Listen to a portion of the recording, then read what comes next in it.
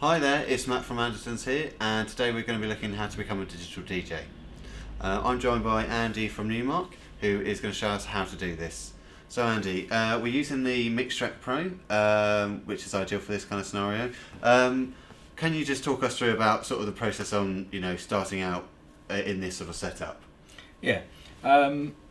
Technology's changed dramatically over the past few years, and more DJs are now relying on their laptop to keep their catalogue of songs. Sure. And use software to actually physically DJ. So the controller industry has become it's massively grown. Yeah. So what we've done, we came up with a few products over the past 3 or 4 years that give DJs the ability to use the controller with the software. Sure. But what was missing was the kind of entry level to mid DJ, where he could use his computer and start getting into DJing without having to buy CDs, because a lot of people missed out on that generation. Of course. So now with everyone using MP3s, we brought this product out, Mixtrack Pro. Yep. It's been out for probably way over a year now, and it's probably the best selling controller on the market in its price range, which is £159. So what do you get for that product and for that money? Well, as you can see, you get a controller which has its own interface built in, so all the audio is equipped inside. You simply just take a couple of jack cables out the back, straight into your PA, into your monitors in your bedroom. It's self-contained. Yeah. The only thing you do need is a set of headphones. It's that simple. And obviously in the computer. Yeah. So the way they marry up, one USB cable straight into the computer, Mac or PC, and it runs on a program called Serato DJ Intro, which comes as a free download directly from the site. And it gives you all the facilities that you need to be a DJ. It handles all your playlists, it gives you all the effects, it runs the 2 turntables, you see the WAV files on the screen, as you can see there. And I have full control over both. So I can physically load up deck A with a song, press play, and now my track's playing. Brilliant. And I can scratch, use my effects, go into here, as you can see, and it's now moving from filter, flanger, phaser. I can then control that parameter, the depth of the effect. So that's all the stuff that all DJs or any new DJs are aware of. Sure. So that's all covered from the controller. You've got your gains, left and right, your crossfade, so we can crossfade between each mix, and your pitching on the left and right hand side of the decks for both tracks. So as you can see from the software, it's a great visual layout, and the way that the program interacts, everything has its own hotkey. Okay. Some other things that the software will enable you to do is it will remember all your playlists as well. So if you go out, do a little party, you do a killer performance, you can physically go back and Serato remember all the tracks that you played that night. Saves you looking through a record box, essentially. Yeah, you got it. Okay, so again, we're looking at the layout, but how would you put this into practice when actually trying to mix? What would be the sort of fundamental things when you're actually trying to mix 2 tracks together? How would the process begin as such? Well, the first thing is whenever you're mixing, is to make sure that the genre of music, the BPMs are fairly similar. If you want to start mixing 128 into like 62 or whatever, or 70 to hip hop, then you're going to start seeing timing issues. So it has to be relative. So if, like I said, what we do, I can control my playlist here. So I've got a list of all my songs, and if I turn the effects off, I can move out of the effects side and see a clearer layout of all my tracks. So I move through, I pick a song, and I simply go load, and then it will then load up that particular track onto that particular platter. There you go. And then I can start the track. I can put in cue points where I want the track to start. So if there's certain points that I want, I can load those up. I can go loop points in and out, and then it will loop around that particular track. So if I want to bring in like a vocal a cappella or a different song, and there's a particular part of the loop that I'm working on, I can just let the software continue doing that for me. So it's almost like taking a sample as such and then just dropping it in. Right, okay. And I can come straight out of that times looping, perfect loop, and I'll let that play, and then I'll go to my next track, and maybe I can look at some acapellas.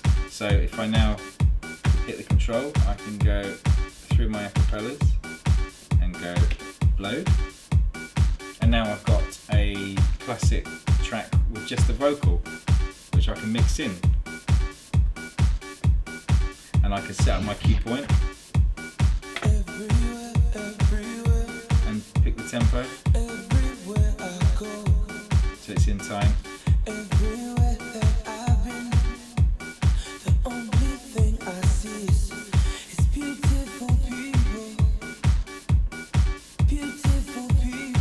And I can slow that down, speed it up, scratch it.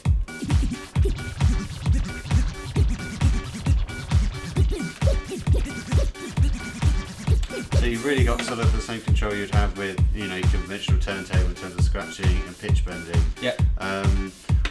If you had the sync button, why would you use the pitch bend in conjunction? I guess it's... Well, I suppose the thing is, there's two things. The sync button is there, you know, with Fall on the Floor house and stuff, it's very easy to mix because it will just sync the tempos, and there's a dominant drum that you can latch onto. If you're doing more urban hip hop stuff, the sync features tend to be not so good because the tempos can be very unquantized. Especially if you're doing like a lot of the old funk, it can't latch onto the timing. Right. So this is where, you know, you start using your pitching. And again, if you're starting to use vocals, again, you can use the pitch bends here to get things into tune, and then you can adjust the timing and stretch the actual file in real time, so you can beat match everything up. Sure. So, but like I said, with a vocal, there's no dominant sample there that the software can latch onto to indicate what the timing is. Right. So you still have to do... So it's that fine tune, essentially. You got it.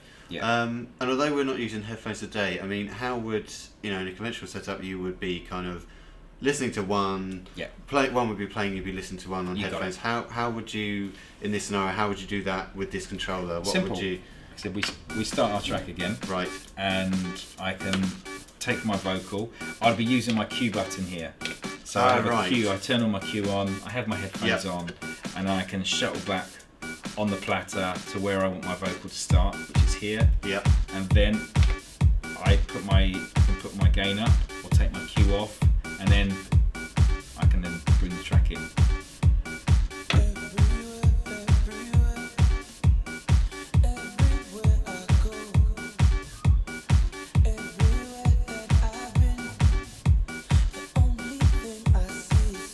So I guess you can fine tune it on your headphone, and once you're happy with it, bring the fader in, or use the fader, I guess. And what we can see here, we can see our tempo. 1, 3, 3.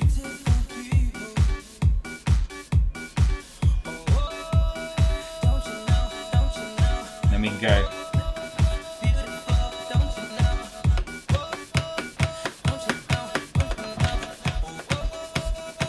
So all that kind of DJing is all so simple from the controller.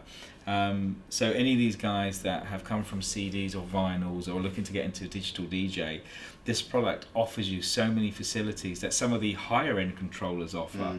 And the software that comes with it is very standard. It offers all the features that you need to set out all your playlists. Yeah, I mean, work your set. I must admit, actually, the layout or the sort of user interface as such is very simplistic, and I guess for someone who's looking at this for the first time, it's quite easy to use, whereas having windows upon windows and stuff can be quite confusing, I guess. And also, what's really cool as well, again, when you're mixing on this level, if we take this track again, and I'll show you a really clever thing we can do.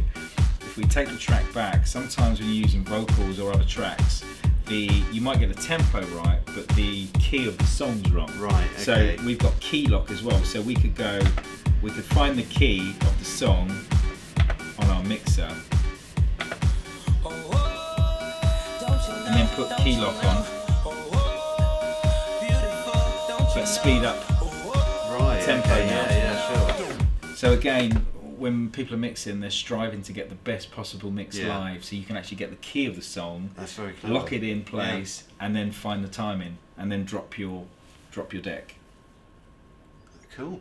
So all facilities covered. And again, like I said, it's a self-contained unit, audio interface built in, headphones, 2 platters, all the facilities you need.